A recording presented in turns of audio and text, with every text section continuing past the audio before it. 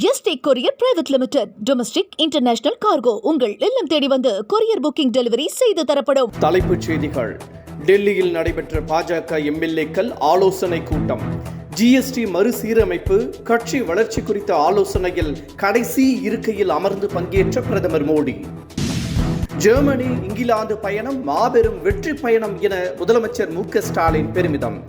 Oxford பல்கலைக்கழகத்தில் பெரியார் படத்தை திறந்து வைத்தது மகிழ்ச்சியாக உள்ளது என சென்னையில் பேட்டி. 2026 சட்டமன்ற தேர்தலில் அதிமுக 210 இடங்களில் வெற்றி பெறும் என இபிஎஸ் திட்டவட்டம். வெளிநாடு முதலீடுகள் குறித்து வெள்ளை அறிக்கை வெளியிட முதலமைச்சர் தயாரா எனவும் கேள்வி. ஸ்விக்கி, டொமேட்டோ நிறுவனங்கள் சேவை கட்டணத்தை உயர்த்தின.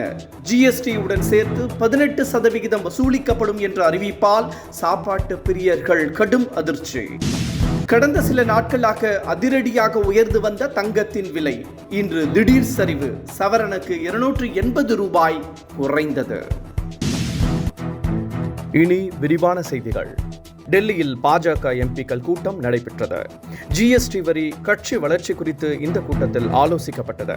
பிரதமர் நரேந்திர மோடி இந்த கூட்டத்தில் கடைசி இருக்கையில் அமர்ந்தபடி கலந்து கொண்டார். பாஜகவின் சாதாரண தொண்டன் என்பதை உணர்த்தும் வகையில் அவர் இதை செய்ததாக கூறப்படுகிறது. இந்த நிலையில் இது தொடர்பான புகைப்படம் தற்போது வைரலாகி வருகிறது. ஜெர்மனி, இங்கிலாந்து உள்ளிட்ட நாடுகளின் பயணத்தை முடித்துக் கொண்டு முதலமைச்சர் மு க ஸ்டாலின் சென்னை திரும்பினார்.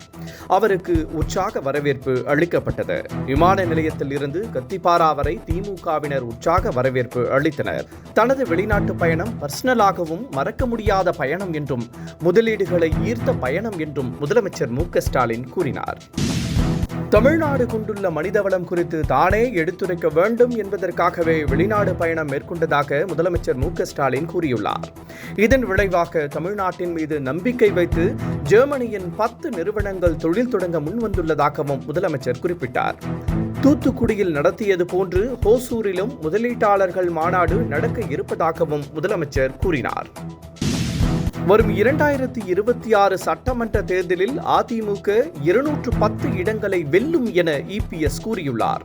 பிடிஐ நிறுவனத்திற்கு அவர் அளித்த சிறப்பு பேட்டியில், மீண்டும் ஆட்சிக்கு வந்தால் திமுக ஆட்சியில் நிறுத்தப்பட்ட நலத்திட்டங்களை செயல்படுத்துவோம் என உறுதியளித்தார்.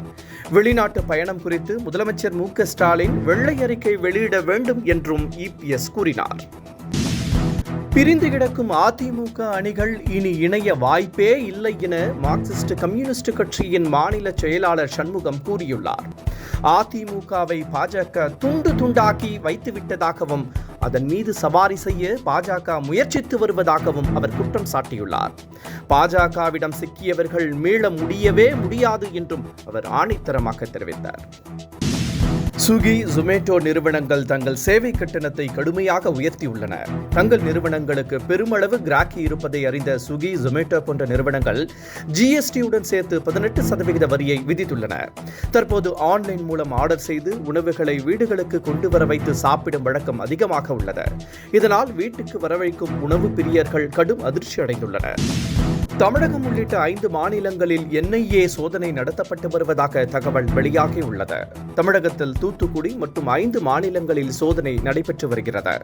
ஜம்மு காஷ்மீர், பீகார், உத்தரப்பிரதேசம், கர்நாடகா உள்ளிட்ட மாநிலங்களில் 22 இடங்களில் அதிகாரிகள் சோதனை நடத்தி வருவதாக என்ஐஏ தெரிவித்துள்ளது.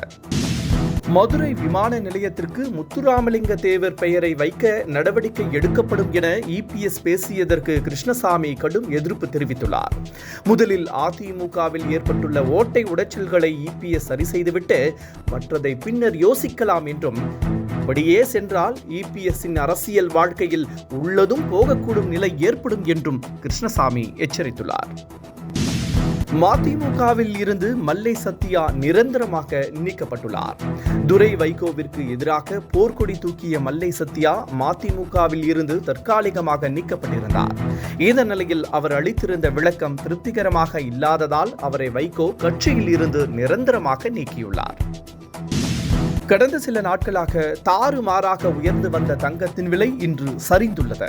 சென்னையில் ஆபரண தங்கம் ஒரு சவரன் 280 ரூபாய் குறைந்து 79,760 ரூபாய்க்கு விற்கப்படுகிறது. 1 கிராம் தங்கம் 9,970 ரூபாய்க்கு விற்கப்படுகிறது.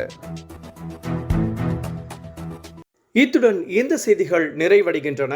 மீண்டும் மாலை 5 மணிக்கு சந்திக்கலாம். வணக்கம். Yesterday courier private limited. Domestic international cargo உங்கள் இல்லம் தேடி வந்து கொரியர் புக்கிங் டெலிவரி செய்து தரப்படும். என்றும் உங்களுடன் மை இந்தியா. முக்கிய செய்திகளை உடனுக்குடன் தெரிந்து கொள்ள சப்ஸ்கிரைப் பண்ணுங்க, பெல் பட்டனை பிரஸ் பண்ணுங்க. என்றும் உங்களுடன் மை இந்தியா.